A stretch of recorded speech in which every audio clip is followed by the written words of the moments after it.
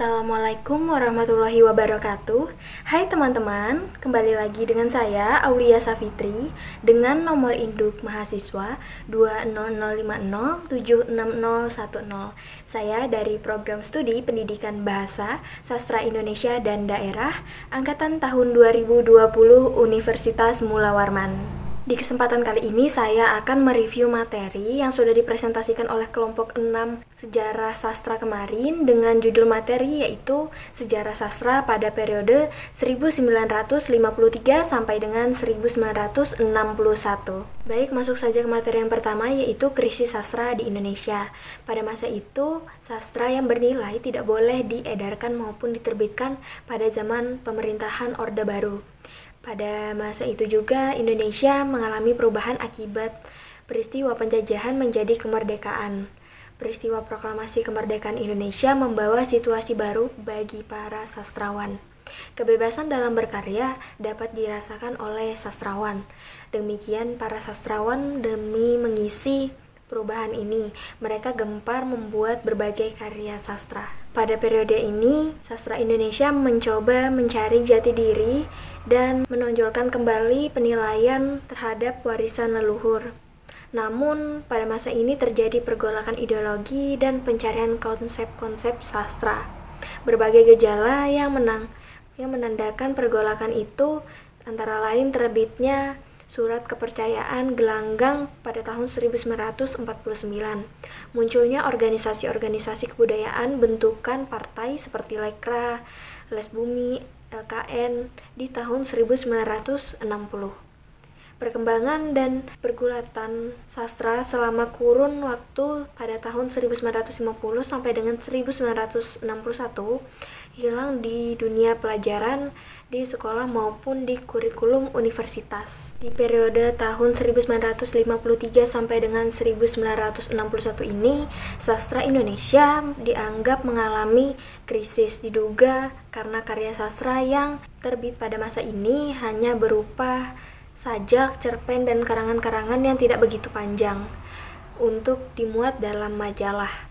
Sehingga pada periode ini lahirlah istilah sastra majalah. Majalah-majalah yang eksis pada masa ini antara lain majalah Siasat atau Gelanggang, Mimbar Indonesia, Zenit, dan majalah Kisah. Baik, masuk saja ke materi yang kedua yaitu sastra majalah.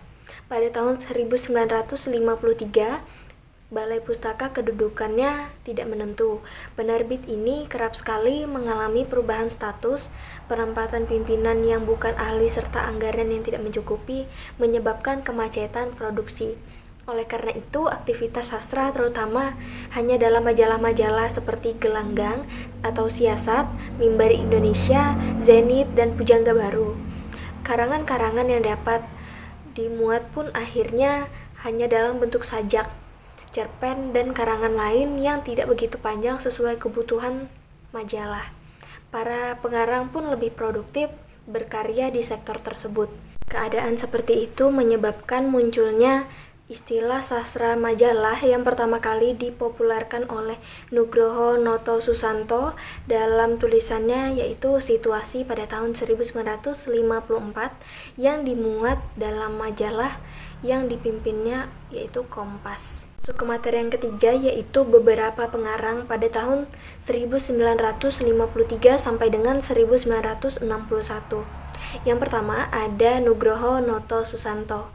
Lahirnya di Rembang pada tanggal 15 Juni 1931 yang pernah menjabat sebagai Menteri Pendidikan pada tahun 1983 sampai dengan 1985. Kemudian yaitu dikenal sebagai sejarawan dan sastrawan.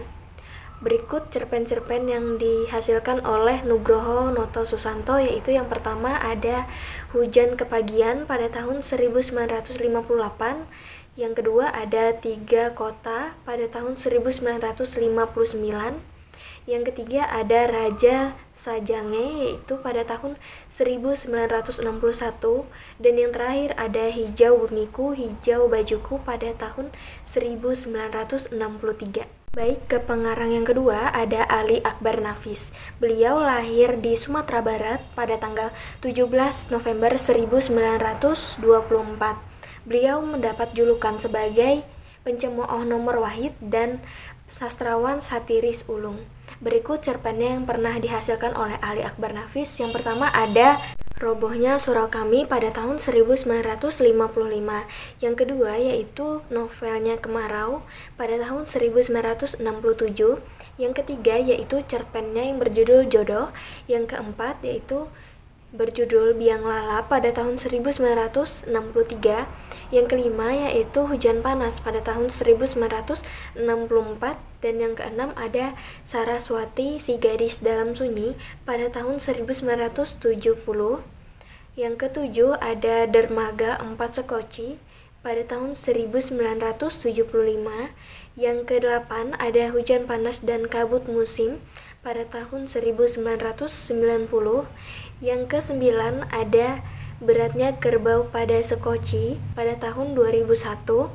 Dan yang ke-10 ada Kabut Negeri Sidali pada tahun 2002. Berikutnya ke pengarang yang ketiga yaitu bernama Trisno Yuwono.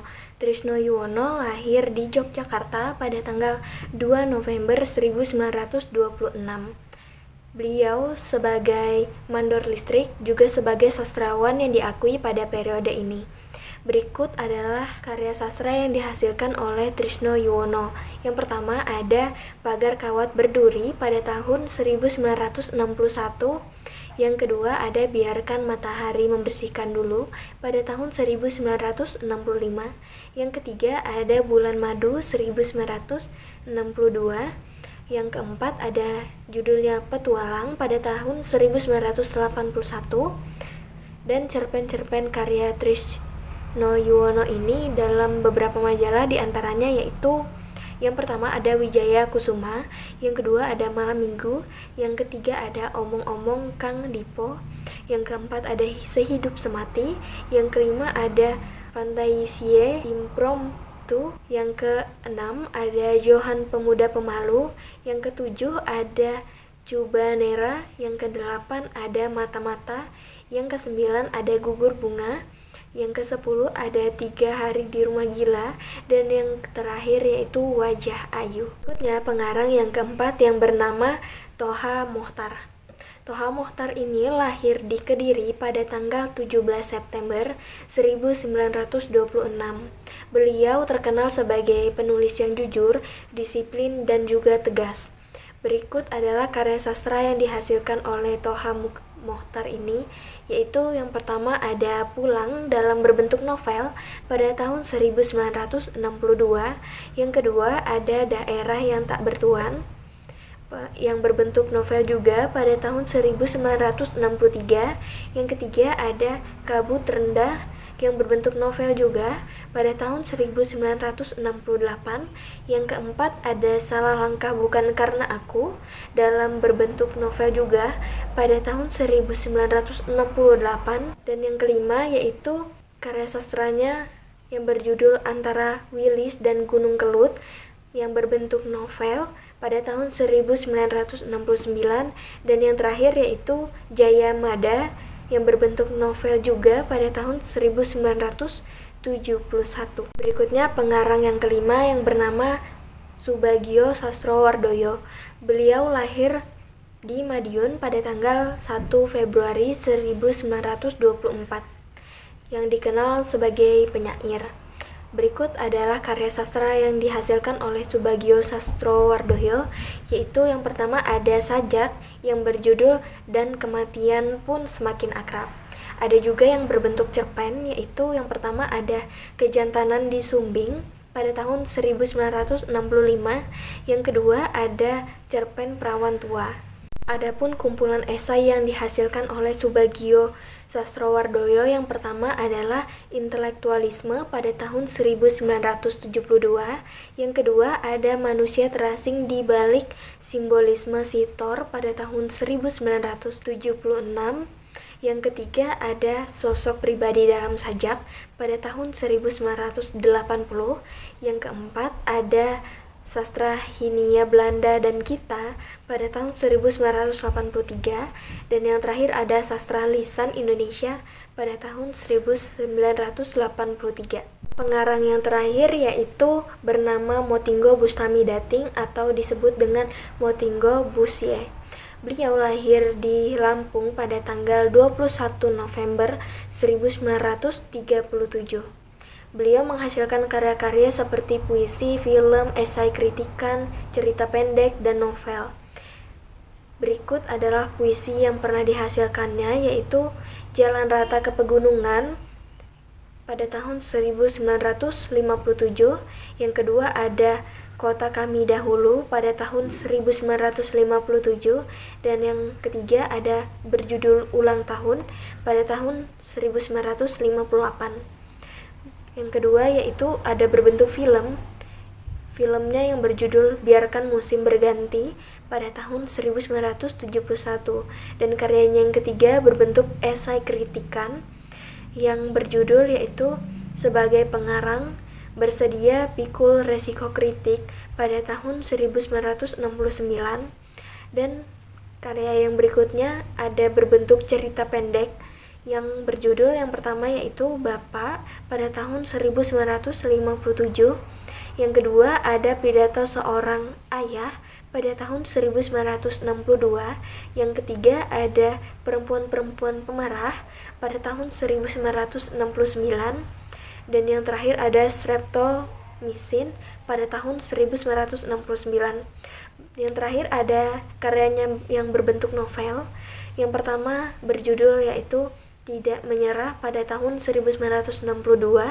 Yang kedua ada Tiada Belas Kasihan pada tahun 1963. Yang ketiga ada 888 Jam di Lautan pada tahun 1963. Yang keempat ada Perempuan Itu Bernama Barabah pada tahun 1963 juga, dan yang terakhir yaitu Batu Serampok pada tahun 1963. Materi berikutnya yaitu para pengarang yang lainnya. Yang pertama ada Riono Pratikto yang lahir di Tegal pada tanggal 27 Agustus 1932. Cerpennya yang berciri cerita seram. Salah satu karyanya yaitu cerpen yang berjudul Api. Pengarang yang berikutnya yaitu ada S.M. Ardan yang lahir di Medan pada tanggal 23 Februari tahun 1932. Salah satu karyanya yaitu berjudul Nyai Dasima pada tahun 1965, dan pengarang berikutnya yaitu bernama Sukanto S.A. yang lahir di Tegal pada tanggal 30 Desember 1930. Karya cerpennya yang dimuat dalam Bulan Merah pada tahun 1958. Pengarang berikutnya yaitu bernama Alex Leo Zulkarnain yang lahir di Lahat pada tanggal 19 Agustus 1934. Karya cerpennya dimuat dalam Bulan Merah pada tahun 1958. Dan pengarang berikutnya yaitu bernama Bokor Hutasuhut yang lahir di Balige pada tanggal 2 Juli 1934. Cerpennya dibukukan dalam Datang Malam pada tahun 1960, dan dua romannya yang berjudul Penakluk Ujung Dunia pada tahun 1964 dan Tanah Kesayangan pada tahun 1965. Materi berikutnya yaitu beberapa penyair. Penyair yang pertama yaitu Toto Sudarto Bahtiar.